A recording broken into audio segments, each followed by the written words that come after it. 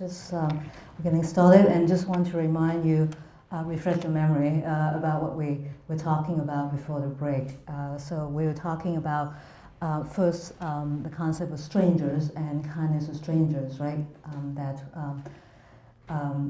Lena would be a recipient of, and then we were talking about about neighbors and what could come to us from neighbors, and not always good things. And Hightower is a recipient of the not always good things coming from our neighbors. But Hightower, as we also know, is very emphatic that in spite of what happens to him, in spite of the beatings and so on, that he is actually surrounded by two people. So it really takes a tremendous act of willpower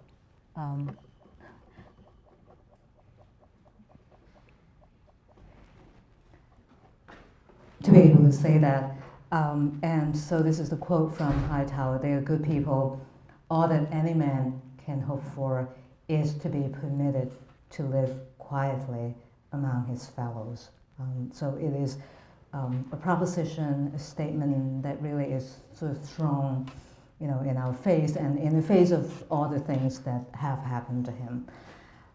So today what I'd like to do is to use race as a test case for Hightower's proposition. We all know that Joe Christmas is someone whose racial identity is ambiguous, I would say, from beginning till end. We don't really know for sure what his parentage. We have sort of we have good guesses, but we don't know for sure. And we certainly don't know the genetic makeup of someone like Joe Christmas. So in that context, I think it's especially relevant to talk about some of the contemporary discussion of race. And this is not even so new. It came out in 2003. It was a special issue of Scientific American, whether race exists, and it makes a strong argument that race is misleading in the sense that we look at the physical characteristics, the facial features of people, and we assume that race has a very solid existence that is real. But actually the facial characteristics or the physical attributes do not always correspond to our genetic makeup. So, how people look actually is not a very good way to tell us who they are biologically.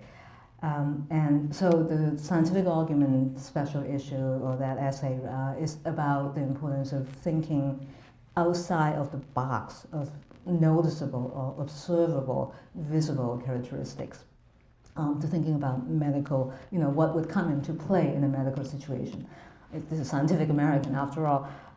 So this was back in 2003, and even earlier than that, on the front cover of Time magazine is the new face of America. And it's really about America becoming a mixed-race nation. This is, and in fact that is the case. I look at, everyone at Yale, and quite often I can't really tell, what background, ethnic background people are from. And that is the case. This is a computer-generated image, and we don't really know. She's made up of the traits of many races, and so it's hard to tell, but she's a very typical American face. And around the same time, a book came out by F. James Davis called Who is Black? Actually, this was quite an important book when it came out in 1992, to such an extent that in its 10th anniversary, PBS actually did a special program titled Who is Black? And featured that book. And his argument is very, very pertinent to Faulkner's novel. We don't actually know who is black in this novel. So it is a question that is not answered, and is perhaps not meant to be answerable even at the end of the novel. And this is image that Ashley Tao used for her section, and it's a great section. I'm very happy to be there. But this is, so I just borrowed it from her. And this is a Ebony magazine quiz, 1952. Again, but even back in 1952, people were realizing that if you look at people, you don't really know what race they are. And so, I think that most people would actually get a few wrong answers for that quiz.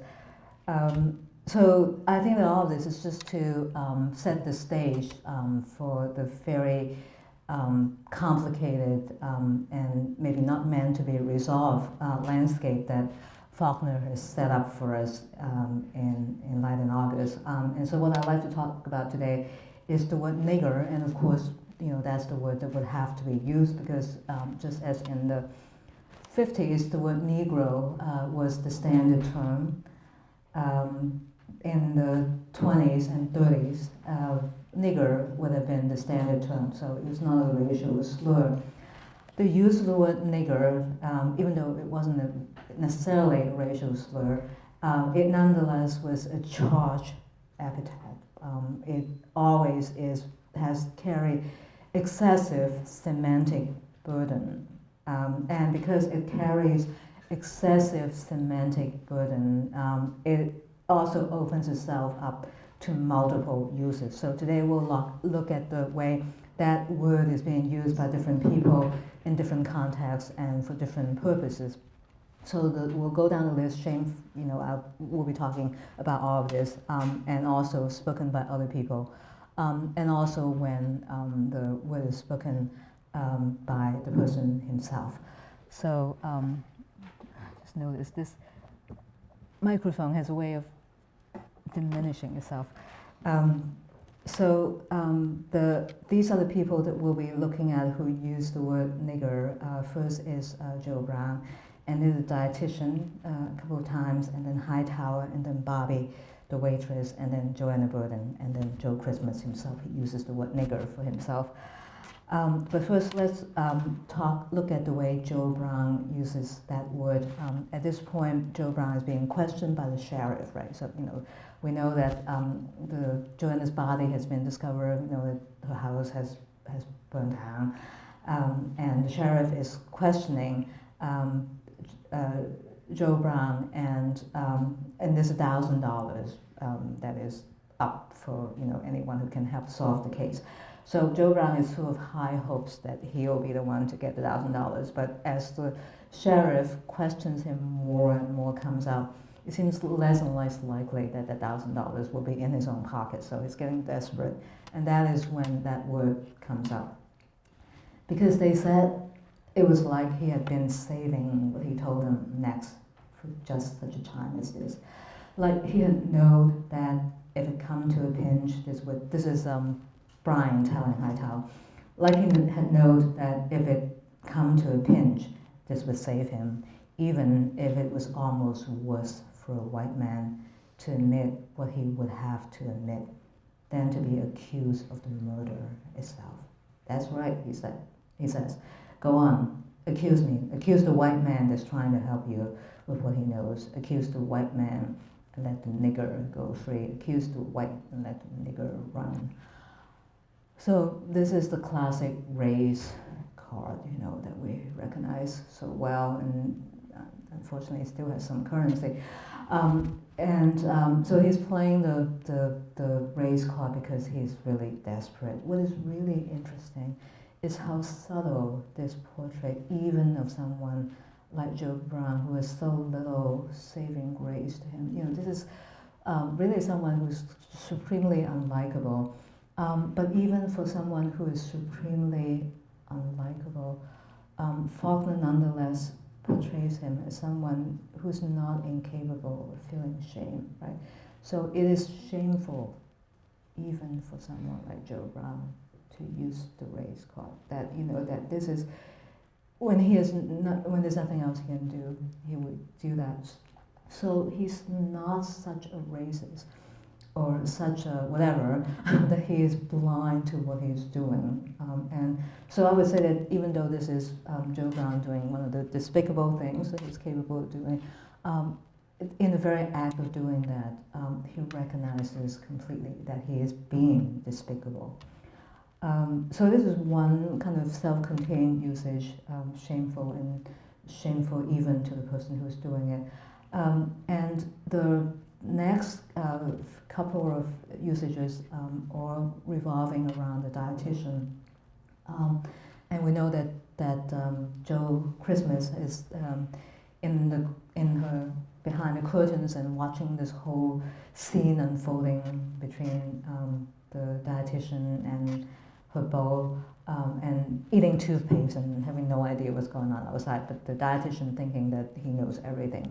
So she drags him out, and this is what Jo sees when she drags him out. The face no longer smooth, pink and white, surrounded now by wild and disheveled hair, whose smooth bands once made him think of candy. You little rat. The thin, furious voice hissed, you little rat, spying on me, you little nigger bastard. She's never called him that before. So it's at this moment of extreme vulnerability on the part of the dietitian that word would come rushing out. So it has some relation to the Jo Brown usage, in the sense that this is a word that comes out when your back is against the wall, basically. This is the thing that you fling at people. But the dietitian actually is more resourceful than Jo Brown. She actually is able to use that word in some other context. So this is the next installment of the word nigger coming out of the mouth of the dietitian. And she has something else to offer Jo Christmas. Her hand is outstretched, and upon it lay a silver dollar. Her voice went on, urgent, tense, fast. A whole dollar, say how much you could buy. Some to eat every day for a week. And next month, maybe I'll give you another one. He seemed to see rank tubes of toothpaste, like corded wood, endless and terrifying. His whole being coiled in a rich and passionate revulsion. I don't want no more, he said. I don't never want no more, he said. He didn't need to look up to know what her face looked like now. Tell, she said, tell them, you little nigger bastard, you nigger bastard. So this is the evolution of the dietitian, that she's not so vulnerable now, that she's actually on the verge of going on the offensive, but not quite, because she just wants to make peace, really. She wants to cut a deal with Jo Christmas, basically. And so what she doesn't understand is that he doesn't understand the concept of bribery. Jo Christmas is really interesting in that way. He doesn't always understand kindness, and he even doesn't understand the next thing down, I think, which is bribery. And so for him, the silver dollar just means endless tubes of toothpaste, and he can be more, that can be more repugnant to him. But he knows enough to know that rejecting that silver dollar would actually be an automatic guarantee of the appearance of that word from the dietitian. Right? So a pattern is beginning to develop. First, complete vulnerability on the part of the dietitian, then not complete vulnerability, but something, her scheme is being foiled unwittingly by Jo Christmas, and that word comes out again. So it's just a kind of handy, part involuntary, but part reflexive and part handy, almost instrumental usage of that term. And we'll move on now to a completely instrumentalized usage, right? So with the dietitian, it begins with a non-instrumentalized involuntary usage. By the third time she uses that word, it is completely instrumentalized and completely calculated, and that's when the dietitian goes to the matron of the orphanage and uses that word nigger one more time. How does she know about this? The dietitian did not look away. I didn't. I had no idea at all. Of course I knew it didn't mean anything when the other children called him nigger. Nigger? The matron said, the other children? They have been calling him nigger for years. Sometimes I think the children have a way of knowing things that grown people of your and my age don't see. Down to that little detail, people of your age, of your and my age, they actually are not the same age. So when you have somebody using that kind of construction, you just know that they are completely, they're highly manipulative and knowing exactly what they're doing. So that little giveaway detail at the end is basically just a kind of a small, it's just the icing on the cake of this racialization, this very deliberate racialization of Joe Christmas in order to get him sent away from the orphanage. So the Dietitian, I would say, is probably, it's right up there in my mind, along with Joe Brown, in terms of unlikability. But she is better, I think, at what she's doing, and she succeeds in pinning that epithet on Joe Christmas. And so this is really the first thing that we should say about that epithet, is that it is something that someone else pins on you. It doesn't really grow from inside you. It is not a genetic attribute about you, it's an attribution. It's not an internal genetic congenital attribute. It is an attribution that is foisted upon you. And that is what the Dietitian is doing right there. So that is the usage of the word nigger on one side of the spectrum, Joe Brown and the Dietitian. And now we move on to the other end of the spectrum when it's sheer agony, to use that word. By the time the Dietitian uses the word the last time, she's actually very good at what she's doing. It doesn't really touch her anymore. She's completely distanced herself and therefore able to manipulate that word. But here is, on the other side of the spectrum, is someone who simply cannot have that distance from that word, and so it's an agonized usage. And this comes out in the context of a conversation between Hightower and Byron. And Byron is telling him about this new development, about the burning down the house, Joanna's body, and so on, but also about Christmas, about yesterday and Christmas. Christmas is pot nigger, about him and Brown and yesterday. Pot Negro, Hightower says. His voice sounds light, trivial, like a thistle bloom falling into silence without a sound, without any weight. He does not move. For a moment longer, he does not move. Then there seems to come over his whole body, as if its parts were mobile like face features, that shrinking in denial. And Byron sees that the still, flaccid, big face is suddenly slick with sweat. But his voice is light and calm. What about Christmas and Brown and yesterday, he said. So it is that utter disparity between the bodily gesture, the facial expression, the bodily expression on Hightower, and the still control, lightness of tone. That is what gives Hightower away. That not only is the possibility of Joe Christmas being black, not only is it the most terrifying of possibilities, but it's so terrifying that he can't really afford to acknowledge its gravity, right? So it's not just that it's just terrible, but he can't even admit to it. It's that double combination that suggests just how grave the situation is, because Hightower knows exactly what's going to happen. Once the question of race comes into play, there's probably just one outcome.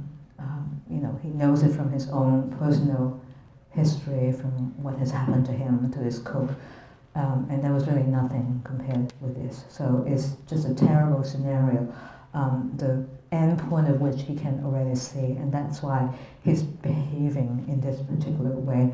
But this is also a point, the kind of the division, the lightness of tone, and then kind of this involuntary shrinking and sweating, and just kind of devastation that's coming over Hightower, it points to the doubleness of Hightower that I think is worth talking about. This is a slight digression, but Faulkner is really very emphatic about the two faces of Hightower. I think that sometimes we tend to see him too much as a victim, and certainly what's happened to him invites us to think of him as just a victim of his neighbor's violence. But Faulkner is emphatic from beginning to end that he's two-faced. His face is as one gaunt and flabby. It is as though there were two faces, one imposed upon the other, looking out from beneath the pale, bald skull, surrounded by a fringe of gray hair, from behind the twin motionless glares of his spectacles, down to the twin glares of his spectacle, to the early moment we know that he's coming out of the church and the reporters were taking a picture of him and they took a picture of him from the side, he looks like Satan, down to this moment when this lightness of tone is belied by the involuntary shrinking of his body. Hightower seems to be the meeting place for two contradictory impulses. And so we can also say that, you know, metaphorically, he's also the meeting place for the goodness of strangers and the brutality of your neighbors. He really is a kind of unresolved meeting place for those two cross currents.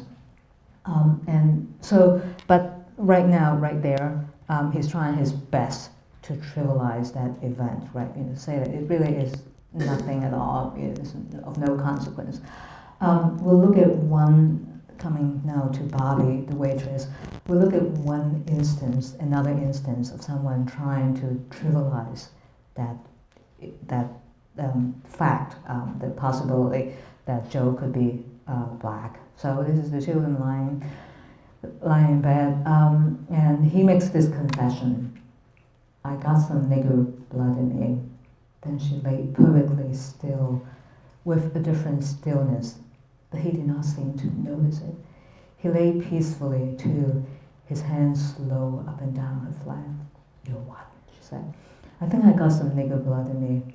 His eyes were closed, his hands slow and unceasing. I don't know, I believe I have. She did not move. She said at once, you're lying. All right, he said, not moving, his hand not ceasing. I don't believe it, her voice said in the darkness. So, you know, I think that Faulkner is going out of his way to make this a very peaceful scenario. So this is the equivalent of that lightness of tone that Hightower is using when he's facing the possibility that Joe Christmas is black. And here Joe Christmas is making that confession himself, but really he doesn't know. But all the emphasis here is on how peaceful the scene is. He's just stroking her. He doesn't stop when he makes that confession. So it's as if nothing is happening. It wants to create the illusion that nothing is happening, but actually everything is happening, right? So the waitress Bobbie's reaction goes along with the pretense that this is really nothing at all. She can completely, she's not going to believe in it, there's nothing to it. But we also know that takes a lot of willpower, that assertion. I don't believe it, or there's nothing to it, you're just imagining it. All those statements actually take a lot of willpower to say. And how superficial that assertion is becomes clear when something else happens. And then Bobbie uses the word nigger one more time, this time in a completely different tone of voice. This is much later when Joe has killed, we think he has killed his foster father in the kitchen accidentally, and now he's going to see Bobbie one more time, and now they know that they have to leave, that they're in big trouble. So this is a moment of duress, the equivalent of the dietitian's duress, the equivalent of Joe Brown's duress, and this is what Bobbie says under duress. It was very much like it had been in the schoolhouse, someone holding her as she struggled and shrieked, her hair wild with the jerking and tossing of her head. Her face, even her mouth, in contrast to the hair, as still as a bad mouth in a dead face. Bastard, son of a bitch, getting me into a jam that always treated you like a white man, a white man. Perhaps Joe did not hear her at all, nor the screaming waitress. He told me himself he was a nigger, the son of a bitch, me afterward for nothing, a nigger son of a bitch that would get me in a jam with clodhopper police. So this is not by design.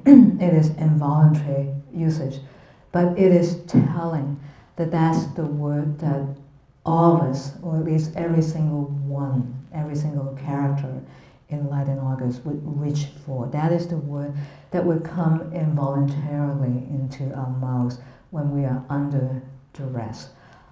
It also says that no matter what good intentions we have or how much willpower we hope to bring to bear on a racialized situation, that willpower is always going to be unequal to the terrible weight, semantic weight that comes with that word, that every individual effort to lighten or trivialize that epithet, every attempt to make light of it is going to fail. And this is probably another possible meaning for the word light in August, is that this is an attempt of various people to make light of the phenomenon of race and not succeeding.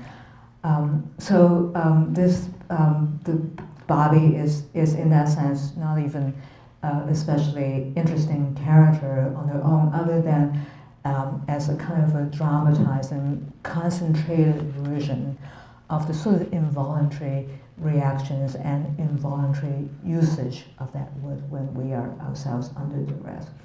But all of this is really quite marginal. Figure Hightower isn't all that marginal, but his reaction is in many ways is an entry point to his psychology. But there's one person for whom the word nigger is front and center, and in many ways she is more extreme to be a generalized case. So Faulkner uses Joanna Burden as a fairly atypical case of thinking, very emotional response to the word nigger that is in many ways on the far end of the spectrum, that nonetheless reflects on the medium, on the mean of that spectrum. But she has this very extreme notion of what the word nigger means, which is that it is an eternal curse, and the context of which is the death of her grandfather and her half-brother, Calvin. Okay? So her grandfather and her half-brother, Calvin, were killed by a white person. They were killed by Sartorius. So let's not forget that they were not killed by a black person, they were killed by a white person. But this is the account that Joanna would give of the reason why the two of them are killed. Oh, this is what her father says to her. Your grandfather and brother are lying there, murdered not by one white man, but by the curse which God put on a whole race before your grandfather or your brother or me or you were ever thought of. A race doomed and cursed to be forever and ever a part of the white race's doom and curse for his sins. Remember that, his doom and his curse forever and ever. Mine, your mother's, yours, even though you are a child. The curse of every white child that was born and that ever will be born. None can escape it. This is about as thoroughgoing a curse as could be. It's basically comprehensive, covers all the bases, it covers every single member of the white race, and it goes on for an eternity. That curse will never go away. So why is it that when two white people are killed by another white person, that is the case of the curse of the black race? That is a really interesting bit of logic. But Joanna's father is firmly convinced that is the case, that if there had not been blacks in this world, which actually probably would have been, it's true, if there had not been blacks in this world, the grandfather and Calvin would not have been killed by Sartorius. So even though it seems like a strange kind of logic, once you spell it out in that way, actually it is a strange but nonetheless truthful statement, I think. And this is how Joanna's interpretation of that statement, her elaboration on that image of the eternal, of race as an eternal curse on the blacks, obviously, but also on the whites as well. And given her what her father says, this is what she herself thinks. But after that, I seem to see them, blacks, for the first time, not as people, but as a thing, a shadow in which I live, we lived, all white people, all other people. I thought of all the children coming forever and ever into the world, white, with the black shadow already falling upon them before they drew breath. And I seemed to see the black shadow in the shape of a cross. And it seemed like the white babies were struggling even before they drew breath to escape from the shadow.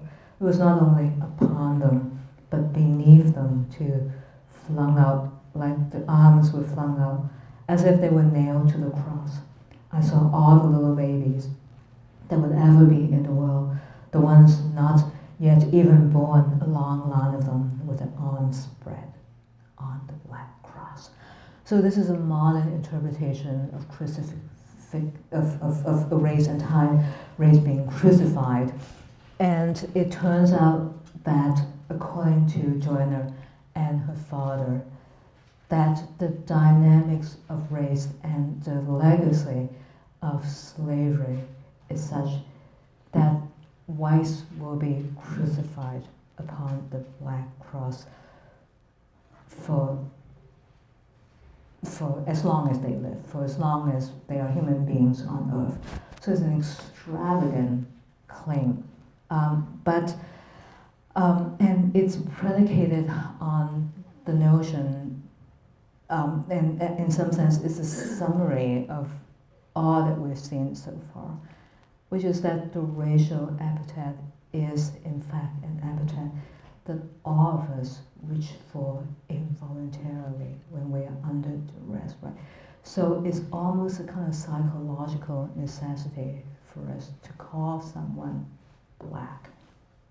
That all of us as human beings, and because all of us are under duress so much of the time, there's just no way to avoid being under duress some of the time. Because there's such good chances for all of us to be under duress. There are also good chances for all of us to call someone black, right? We just need to make that kind of attribution on someone.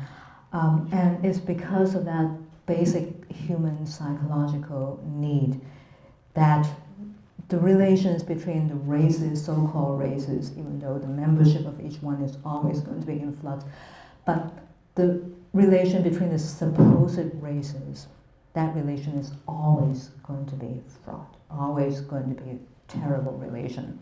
And that's why, according to Joanna, it's not just a black shadow falling on white babies, but she actually goes so far as to say that that shadow is underneath them as well. I mean, this is an incredibly detailed, all-encompassing black shadow that basically envelops everyone. It's on top of you, it's underneath you, your arms are flung out and it follows the shape of your arms, basically completely envelops every inch of you. There's no escape from that black curse. So this is a really incredible claim, and I think that it's helpful in order to contextualize that claim to think about the Burden genealogy. So this is another, this, I'm sure Faulkner would object to this kind of schematic summary, but this is what we have. That it starts off, the Burden genealogy starts off with someone called Nathaniel Burrington. It's changed to Burden by Calvin Burden, who has a Huguenot Protestant wife from France. And then Nathaniel Burden, Joanna's father, with two wives, the Mexican wife, Juana or Joanna, and the wife from New Hampshire, who is Joanna's actual mother. And then Calvin Burden, his son, first son killed by Sartorius around the grandfather, and then Joanna Burden. So this is the Burden genealogy, and we'll see that two names are being repeated twice, right? So the name Nathaniel appears twice, and the name Calvin appears twice. It's definitely, Faulkner loves to play with names, so this is another instance of the non-trivial play with names, because we all know who Calvin is, and he has everything to say about original sin and predestination. John Calvin, right there, looking like someone who would make that kind of statement about original sin. And this is his treatise, Calvin, the Institutes of the Christian Religion. And this is what he says about original sin. Original sin, therefore, seems to be a hereditary depravity and corruption of our nature, diffused into all parts of the soul, which first makes us liable to God's wrath. So it doesn't really actually take the reprehensible action of anyone for us to be liable to God's wrath. That actually we inherit that.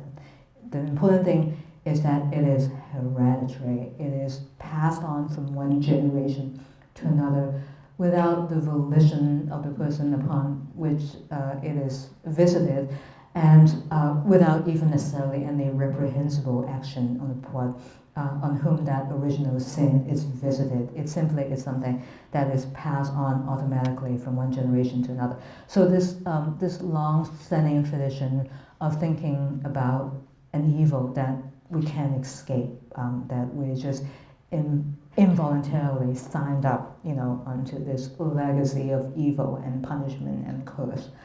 And so this is one, I would say, this is Joanna's genealogy.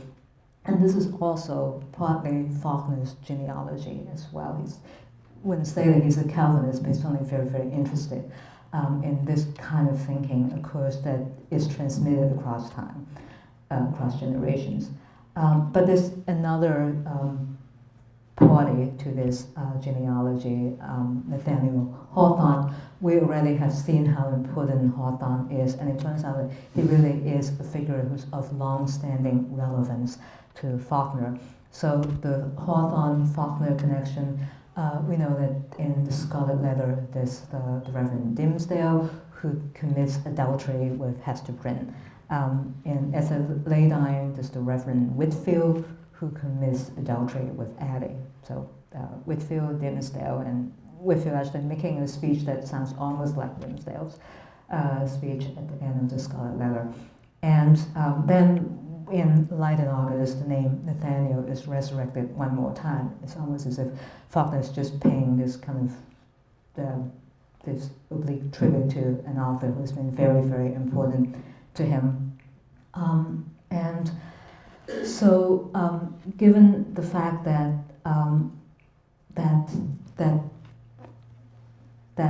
the Hawthorne connection is actually a connection by way of the Scarlet Letter, which is in some sense a novel not just about sin, some kind of sin, past sin, that Dimmesdale certainly can shake off, and maybe Hester can shake off either, a sin that will stick to you and follow you wherever you go.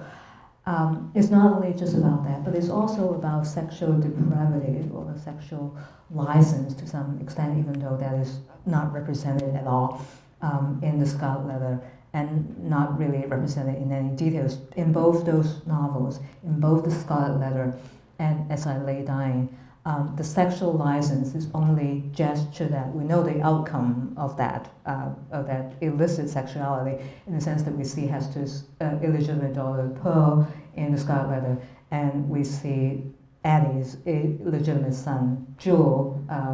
There's also a connection between Pearl and Jewel as well. We see Addie's illegitimate son Jewel in As I Lay Dying, but in both those novels, the sexual license is not really represented, it's not part of the novel. In Light in August, actually, we do see that sexual license front and center. And what makes this even more complicated is that it's mapped onto the platform of race.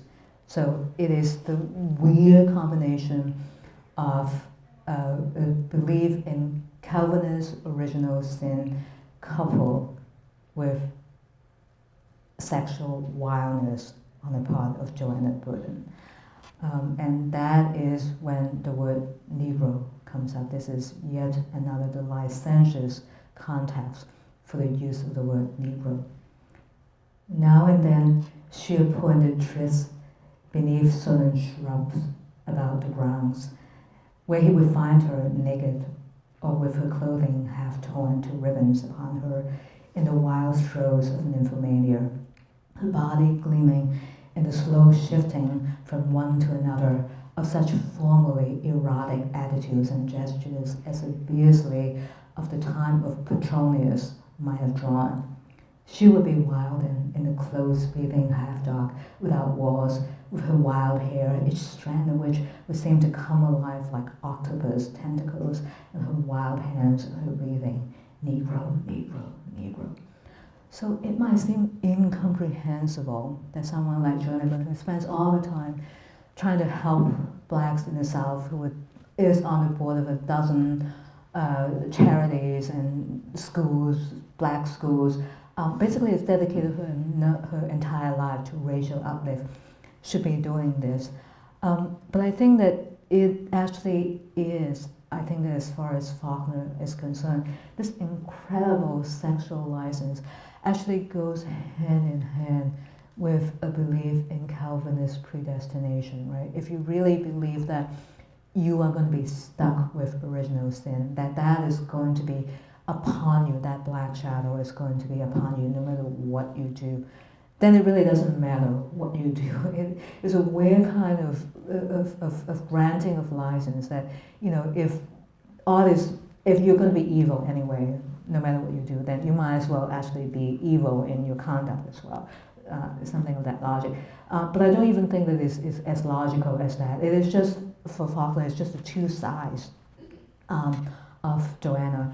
And maybe just as Hightower has two faces, Joanna clearly has two faces, and the whole tradition, the Calvinist tradition, also has two faces. And that is really Faulkner's contribution to thinking about this particular kind of theology. But what we also notice is that Faulkner tends to stick in all kinds of weird details into this otherwise, you know, this kind of full dress description of sexual license in the Joanna. He also has kind of weird kind of references to two other traditions. One is Beardsley, and the other is Petronius. So this is Beardsley, the famous illustrator of Beardsley. This is Salome showing human beings in this kind of very erotic and wild gestures. This is another illustration for Oscar Wilde's Salome. And as for Petronius, this is actually not quite a novel. It's a sort of a beginning of a novel. It's about two, Petronius, the writer of Satyricon. The reason that it's related to the Faulkner novels, all of them, is that, especially Light in August, is that this novel, early novel, is about two foreigners with Greek-sounding names, Encopius and Giton, in southern Italy, right? So this is the first instance of northerners going south, not quite Yankees going south to Mississippi, but similar dynamics. And Joanna knows that, and her father and the whole family knows that they're hated as Yankees and carpetbaggers, as we've seen last time. So the whole dynamics of people from one region going south and being hated by the locals.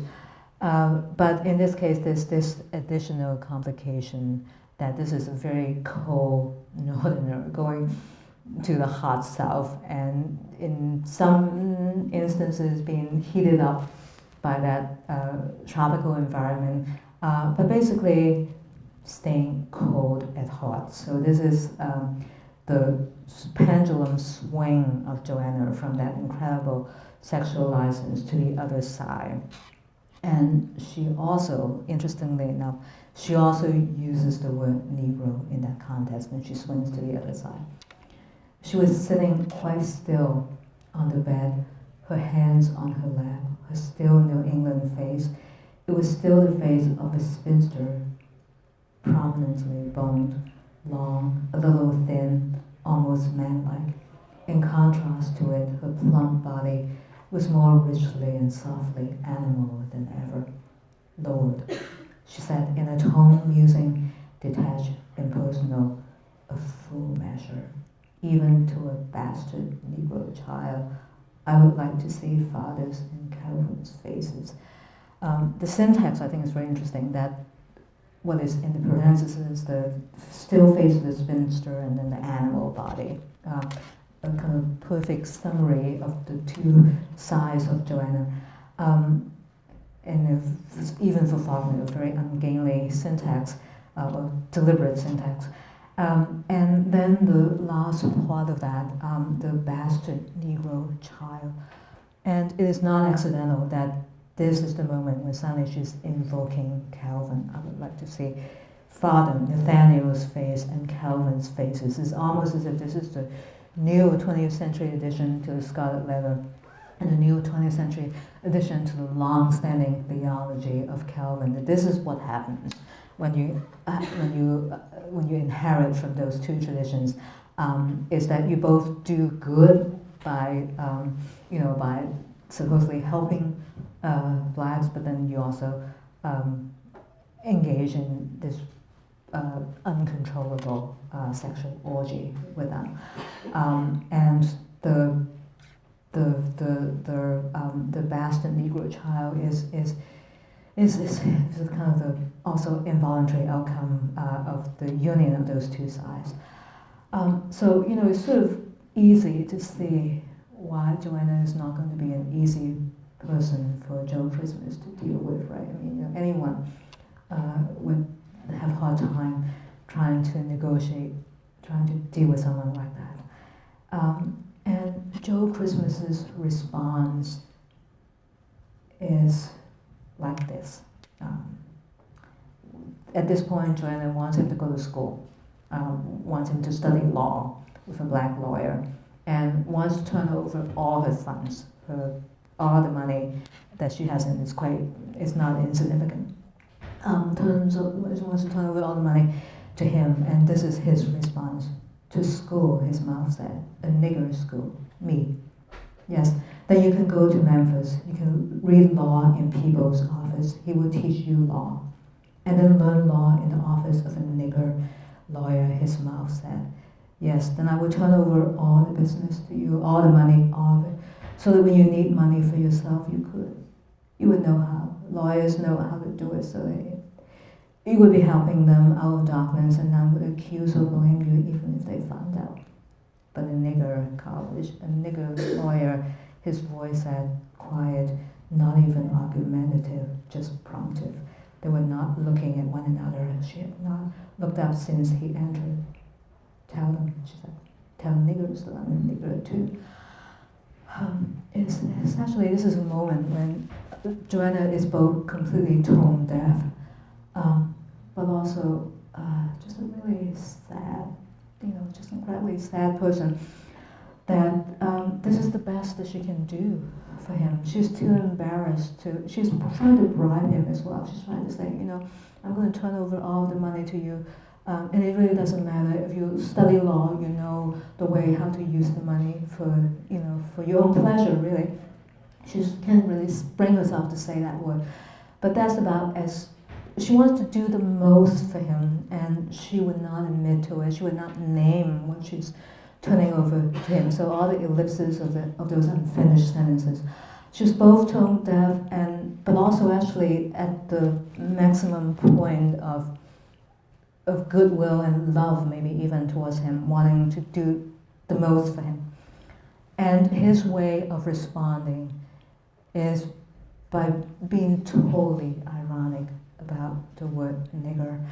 So I think that the least, and obviously about her as well, so I think that we can say that when the word nigger is used in that context, it's also a moment of psychological duress, that maybe he just even can't bear to acknowledge the fact that she actually wants to do so much for him. You know, I think that that would be one way to read that, that this is actually not a moment when there's no love felt, or that, you know,